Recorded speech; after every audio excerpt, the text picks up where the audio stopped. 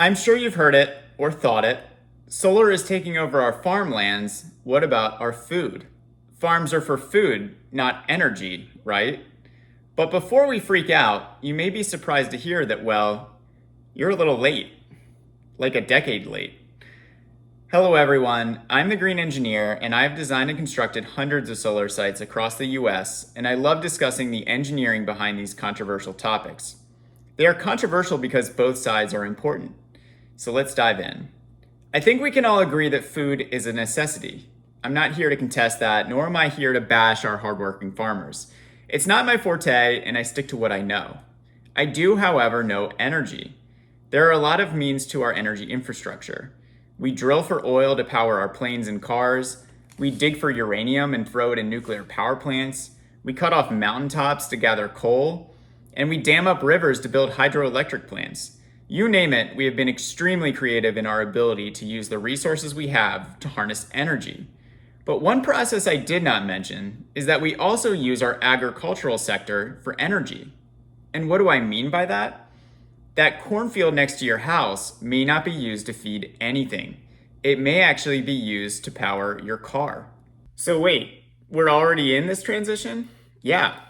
In 2005, Congress enacted the Renewable Fuel Standard, it's better known as RFS, which mandated ethanol to be mixed with our crude oil-based gasoline.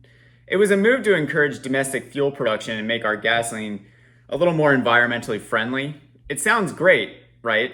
But what does it really mean? It means we grow corn to make ethanol to add to our gasoline and then burn it in our cars. So what about that farms are for food issue? Well, over the last decade and a half, the energy industry has stolen 40% of all corn in the US, not to make food, but to make energy. It's hard to fathom the scale of that number, though. I can tell you, 40% is an astronomical amount of land. It's 26 million acres. That's the size of Kentucky, all just to power a small percentage of our cars. This is more than all of the land dedicated to corn production in Iowa and Nebraska combined.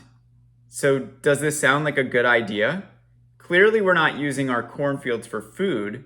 So more importantly, is corn better at powering our cars than solar? Let's answer that question. And to do that, let's go to Iowa, the corn capital of the United States. Here, an acre of land can produce about 200 bushels of corn each season, which in turn can produce about 560 gallons of ethanol per year. From a strict energy density calculation, this ethanol from 1 acre of corn in 1 year can power a small sedan for about 15,000 miles. So let's take that acre of corn and replace it with a solar field. A 1 acre solar field can accommodate 900 solar modules, outputting 400 kilowatts and achieving a grid output of about 500,000 kilowatt hours per year. Since a Tesla Model 3 requires 0.25 kilowatt hours per mile, this same acre of land could power a Tesla 2 million miles a year. In effect, the acre of solar is 133 times more effective than corn at powering our vehicles. Why is there such a difference in this output? It's not crazy, it's actually just math. The one thing I love about math is that there's no debate. We're simply comparing the inefficiencies of photosynthesis with the extreme efficiencies of photovoltaic technology. So what if we apply this to our original question? What if we were to take every cornfield used for ethanol production in the US and replace that land with solar fields? The land is already in use for energy. Why not use the more effective method? Well, let's do the math. 26 million acres are used for ethanol production currently. Since solar can annually produce 1/2 gigawatt hour per acre, those 26 million acres would output 13,000 terawatt hours of electricity per year. Does terawatt hour sound like something from Back to the Future? You're not alone. So I'll give you some perspective. The annual electrical demand of the entire United States grid is only 4,000 terawatt hours. This means throwing solar on all the farmland currently used for energy production could power 300% of our current electrical demand. But that's just our current electrical usage.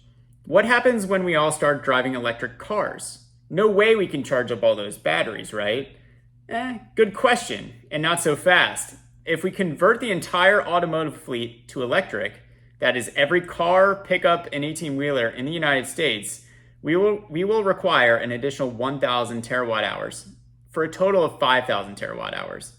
So doing the math, taking our ethanol producing cornfields, which barely feeds 10% of our cars, and converting those cornfields to solar power would power not just every car and truck in the United States, it would also power the entire electrical grid 2.5 times over. So, are you still not convinced? Of course, with any controversial topic, there are many things to consider, and we're sticking to engineering on this one. But if you're concerned about farmland being used for energy rather than filling our supermarkets, I'm sorry to tell you that this transition has already occurred, and the void has been filled with an extremely inefficient process. If there's one thing I've learned as an engineer, it's that inefficiency is expensive. Who's paying the premium for this astronomically inefficient and expensive ethanol process? I'll give you a hint. If you pay taxes or buy gasoline, you already do. So thanks for watching, and I hope you enjoyed today's video. Have a question or problem with solar? Throw it in the comments and let's talk about it.